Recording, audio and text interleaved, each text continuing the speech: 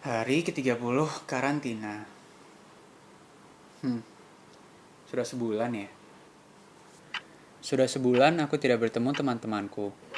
Bahkan, sudah sebulan aku tidak keluar dari rumah. Rambutku sudah panjang. Baju-bajuku di koper yang kubawa pulang, bahkan belum kukeluarkan karena aku pikir aku akan segera kembali kuliah. Halo teman-teman semua, namaku Leon, dan ini cerita karantinaku. Pada awalnya, jujur saja, aku sangat senang ketika peraturan rektor disebarkan. Peraturan yang menyatakan bahwa mahasiswa tidak lagi diperbolehkan untuk berpergian ke kampus, yang berarti perkuliahan pun dilakukan secara online. Aku yang saat itu sedang merasa kewalahan, merasa seperti mendapatkan waktu istirahat. Ketika teman-temanku sudah mulai panik, aku masih merasa tenang karena sejujurnya aku belum terlalu memikirkannya.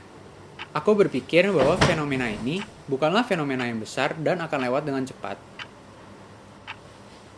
Namun, sepertinya pikiranku salah. Nyatanya, sampai hari ini, keadaan terus makin memburuk dan memburuk.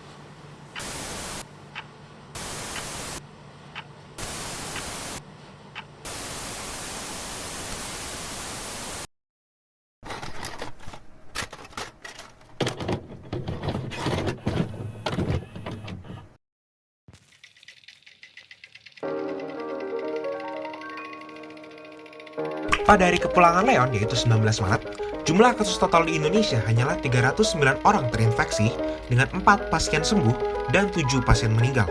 30 hari kemudian, yaitu 18 April, jumlah kasus total mengalami peningkatan besar hingga mencapai 6.248 orang terinfeksi dengan 631 pasien sembuh dan 535 pasien meninggal. Namun sebenarnya apa sih yang membuat angka tersebut berbahaya? Apa itu sebenarnya virus corona? Coronavirus atau yang biasa disebut COVID-19 adalah sebuah virus yang menyerang paru-paru seorang manusia. Virus COVID-19 sendiri memiliki ukuran kurang dari 100 nanometer. Untuk konteks, ambil sebuah penggaris biasa dan lihat interval per 1 mm-nya. Dalam interval 1 mm tersebut, bisa terdapat sebanyak 10.000 partikel virus. Dengan ukuran yang kecil, virus dapat dengan mudah memasuki sel-sel dalam paru-paru dan berkembang biak di dalam sel tersebut. Ketika sudah mencapai jumlah maksimal, sel tersebut pun tidak memiliki pilihan lain selain menghancurkan dirinya sendiri. Dengan hancurnya sel, virus pun akan menyebar menuju sel-sel lainnya, kemudian mulai menyerang sistem imun tubuh. Sistem imun akan mulai menyerang segala jenis sel, baik yang terinfeksi maupun yang sehat. Siklus tersebut akan terus berulang hingga setelah 10 hari, jutaan sel dalam paru-paru pun hilang dan rusak.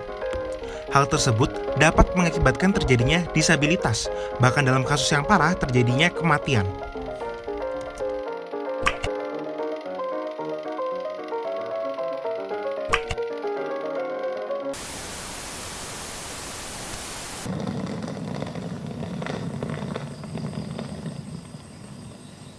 Tidak lama setelah jumlah kasus meningkat, istilah-istilah seperti social distancing, work from home, dan study from home mulai disebut-sebutkan. Keluargaku memutuskan bahwa akan lebih baik jika untuk sementara waktu aku pulang dulu ke rumah. Dengan begitu, karantinaku pun akhirnya dimulai pada hari kepulanganku. Pada awalnya, hari-hari terasa seperti liburan semester biasa dengan tambahan beberapa tugas. Hari-hari kulewatkan di dalam kamar, melakukan apapun yang bisa kulakukan untuk menghabiskan waktu. Tidur, makan. Tidur, makan. Tidur, dan makan. Aku yakin tidak hanya aku yang merasakan hal ini, namun karantina terasa sangat membosankan. Social distancing dikatakan dapat menjadi solusi dalam menyelesaikan fenomena yang sedang terjadi. Social distancing pun aku lakukan demi tujuan tersebut. Namun, setelah sebulan, mengapa ya keadaan tidak kunjung membaik? Mengapa keadaan malah justru terus memburuk? Apakah benar social distancing yang aku lakukan berguna?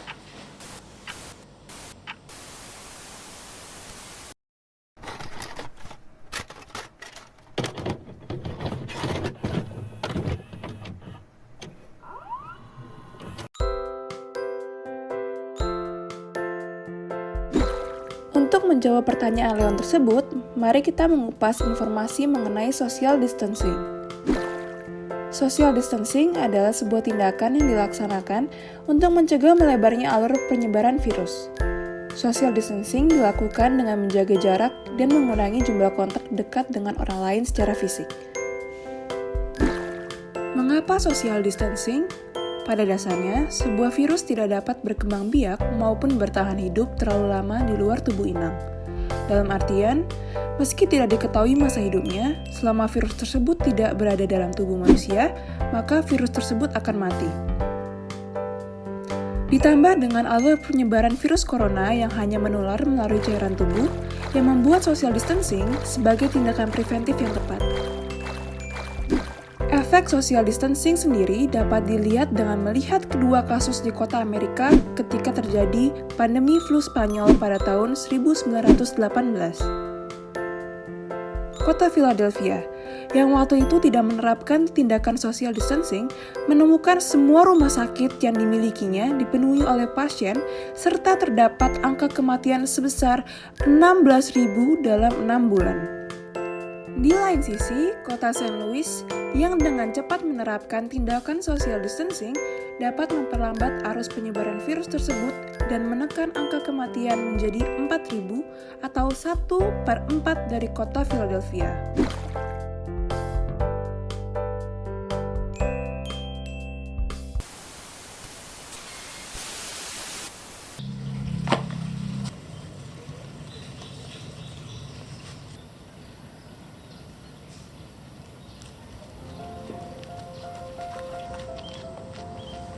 Melihat tidak adanya kepastian akan selesainya fenomena, aku memutuskan untuk memulai kembali hobiku berlari yang telah lama aku tinggalkan.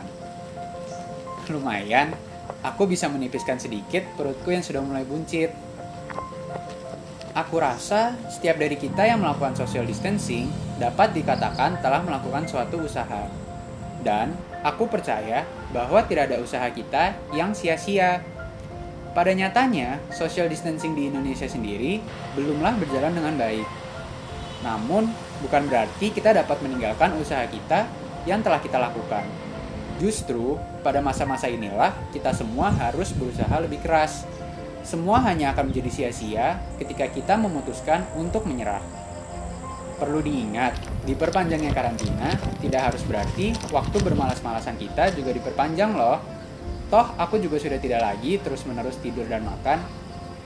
Kulihat teman-temanku pun ternyata tetap bisa loh melakukan berbagai kegiatan meski social distancing sedang berjalan.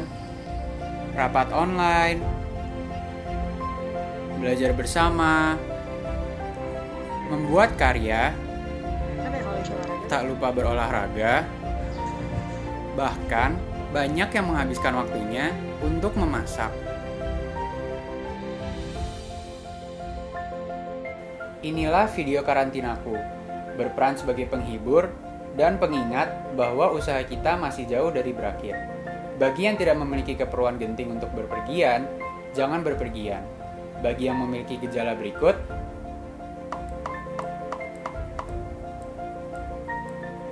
segera lakukan pemeriksaan. Dan yang paling penting, bagi yang bisa membantu sesama, bantulah mereka. Masalah yang sudah kubahas, barulah segelintir dari masalah yang ada. Tidak ada waktu untuk menyerah, tidak ada waktu untuk mengeluh. Jangan sampai kita menjadi alasan mengapa fenomena ini tak kunjung berakhir. Sekian dari saya, terima kasih, dan sampai jumpa.